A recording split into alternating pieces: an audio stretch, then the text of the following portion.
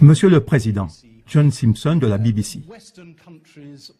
Les pays occidentaux disent presque unanimement qu'il y a une nouvelle guerre froide et ils pensent que c'est vous qui avez décidé de la recommencer. Presque tous les jours, on voit des avions russes procéder à des manœuvres dangereuses près de l'espace occidental. Cela se fait sous votre commandement, c'est vous qui décidez ça en tant que commandant suprême. Vous envoyez les troupes russes sur le territoire d'un pays souverain, l'Ukraine. D'abord, il y a eu le cas de la Crimée, ensuite de la partie orientale de l'Ukraine.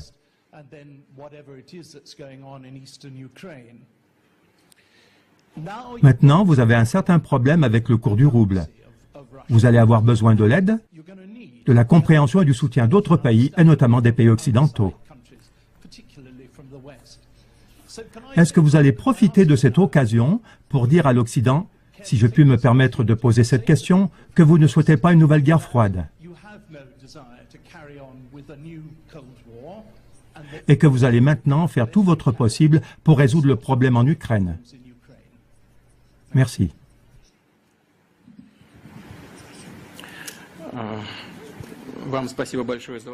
Je vous remercie beaucoup pour votre question. Tout d'abord, en ce qui concerne les exercices militaires, les manœuvres aériennes et l'expansion de nos forces armées. Vous avez dit à l'instant que la Russie a considérablement contribué à la tension qu'on voit actuellement dans le monde.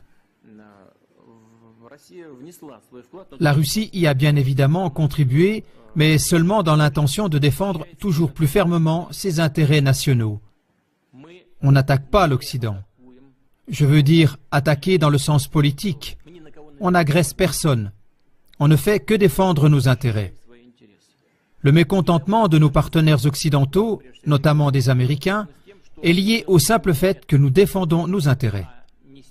L'augmentation de la tension n'est pas liée à nos manœuvres militaires ou à d'éventuelles actions menaçantes de notre part dans le domaine de la sécurité. Je m'explique. Vous avez parlé des vols de nos avions de combat, y compris des vols de nos avions stratégiques. Mais est-ce que vous savez qu'au début des années 1990, la Russie a complètement arrêté les vols stratégiques dans les régions éloignées, comme l'Union soviétique le faisait auparavant? Nous les avons complètement arrêtés. Mais pendant ce temps, les avions stratégiques américains ont continué à voler avec des armes nucléaires à bord. Pourquoi? Contre qui? Qui menaçait-il? Nous n'avons pas effectué de vol. Année après année, nos avions n'ont pas volé. Il y a 2 ou 3 ans que nous avons recommencé. Alors, qui est le provocateur? Est-ce que c'est nous?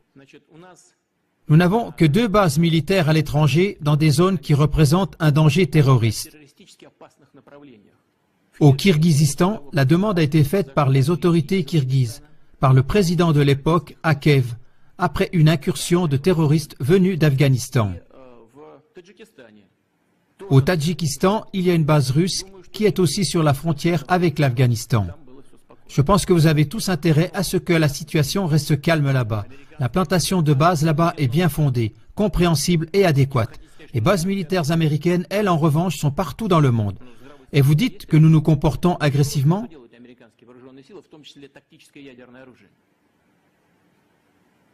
Le bon sens, il est où? Que font les forces américaines en Europe avec leurs armes nucléaires pré-stratégiques? Qu'est-ce qu'elles font là-bas? Écoutez, le budget de la défense russe pour l'année prochaine a augmenté.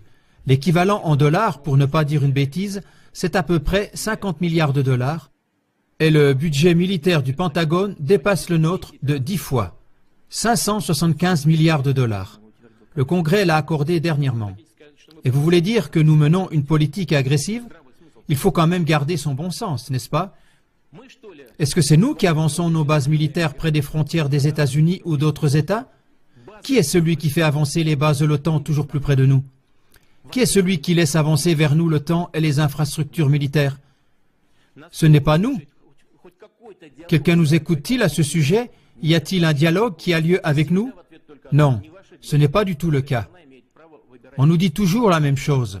Ce n'est pas votre affaire. Chaque pays a le droit de choisir sa méthode pour garantir sa sécurité.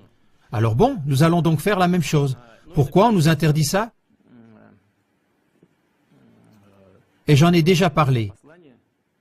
Qui a résilié unilatéralement le traité du système de défense antimissile, qui était sans aucun doute à l'époque une des pierres angulaires des plus importantes dans tout le système de sécurité international? Est-ce que c'est nous?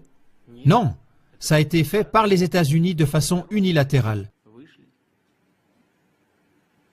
Les USA nous menacent. Ils déploient ces éléments de la défense antimissile non seulement en Alaska, mais aussi ici en Europe, en Roumanie, en Pologne, tout près de nos frontières. Et vous voulez dire que nous menons une politique agressive? La question de savoir si nous voulons des relations sur un pied d'égalité avec l'Occident?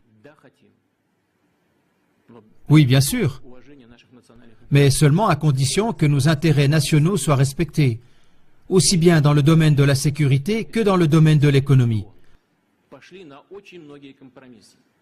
Pendant environ 19 ans, nous avons négocié l'entrée de la Russie à l'OMC. Nous avons dû faire énormément de concessions pour cela. Et tout le temps, on a pensé qu'il s'agissait d'accords vraiment solides, inébranlables. Je ne veux pas dire qui a tort ou qui a raison dans ce conflit ukrainien. Je pense que c'est notre position qui est la bonne. Mais laissons ça de côté. J'en ai parlé déjà plusieurs fois et je pense que nos partenaires occidentaux ont tort en ce qui concerne la crise ukrainienne. Donc nous avons adhéré à l'OMC. Là, il y a des règles commerciales solides. Ces règles ont été violées. Les règles du droit international ont été violées et les règles de la Charte des Nations Unies ont été violées lorsque des sanctions économiques illégitimes et unilatérales ont été infligées à la Russie. Est-ce de nouveau nous qui avons tort? Nous voulons entretenir des relations tout à fait normales avec l'Occident dans le domaine de la sécurité, dans la lutte contre le terrorisme, dans le domaine de la non-prolifération des armes nucléaires. Nous voulons collaborer dans le domaine de la lutte contre la drogue, contre le crime organisé et pour la prévention des maladies infectieuses, y compris le virus Ebola. Tout cela, nous allons le faire ensemble, y compris dans le domaine économique. De nos avions de combat, y compris des vols de nos avions stratégiques. Mais est-ce que vous savez qu'au début des années 1990, la Russie a complètement arrêté les vols stratégiques dans les régions éloignées, comme l'Union soviétique le faisait auparavant? Nous les avons complètement arrêtés. Mais pendant ce temps, les avions stratégiques américains ont continué à voler avec des armes nucléaires à bord. Pourquoi? Contre qui? Qui menaçait-il? Nous n'avons pas effectué de vol. Année après année, nos avions n'ont pas volé. Il y a 2 ou 3 ans que nous avons recommencé. Alors, qui est le provocateur? Est-ce que c'est nous? Nous n'avons que 2 bases militaires à l'étranger dans des zones qui représentent un danger terroriste. Au Kirghizistan, la demande a été faite par les autorités kirghizes, par le président de l'époque, Akev, après une incursion de terroristes venus d'Afghanistan. Au Tadjikistan, il y a une base possible pour résoudre le problème en Ukraine. Merci.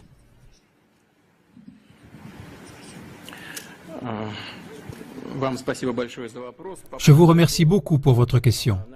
Tout d'abord, en ce qui concerne les exercices militaires, les manœuvres aériennes et l'expansion de nos forces armées. Vous avez dit à l'instant que la Russie a considérablement contribué à la tension qu'on voit actuellement dans le monde.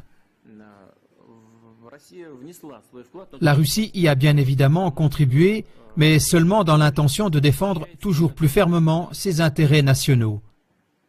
On n'attaque pas l'Occident. Je veux dire attaquer dans le sens politique. On n'agresse personne. On ne fait que défendre nos intérêts. Le mécontentement de nos partenaires occidentaux, notamment des Américains, est lié au simple fait que nous défendons nos intérêts.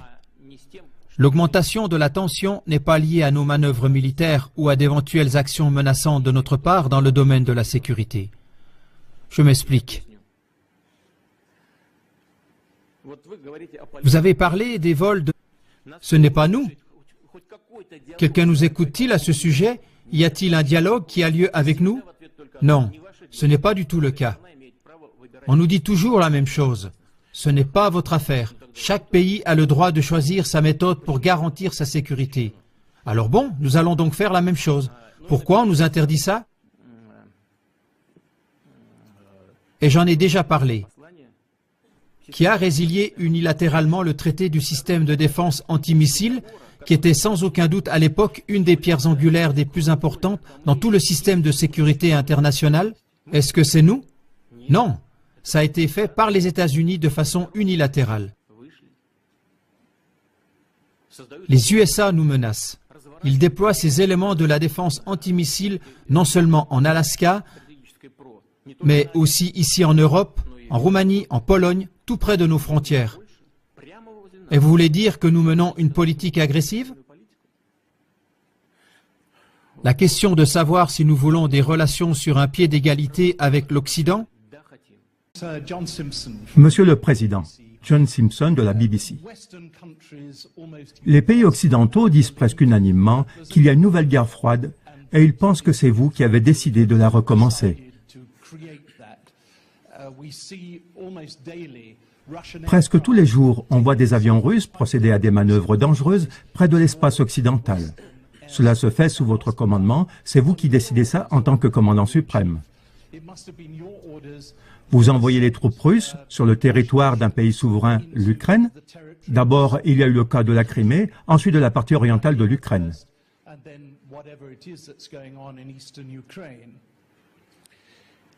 Maintenant, vous avez un certain problème avec le cours du rouble. Vous allez avoir besoin de l'aide, de la compréhension et du soutien d'autres pays, et notamment des pays occidentaux. Est-ce que vous allez profiter de cette occasion pour dire à l'Occident, si je puis me permettre de poser cette question, que vous ne souhaitez pas une nouvelle guerre froide et que vous allez maintenant faire tout votre base russe qui est aussi sur la frontière avec l'Afghanistan. Je pense que vous avez tous intérêt à ce que la situation reste calme là-bas. La plantation de bases là-bas est bien fondée, compréhensible et adéquate. Les bases militaires américaines, elles, en revanche, sont partout dans le monde. Et vous dites que nous nous comportons agressivement?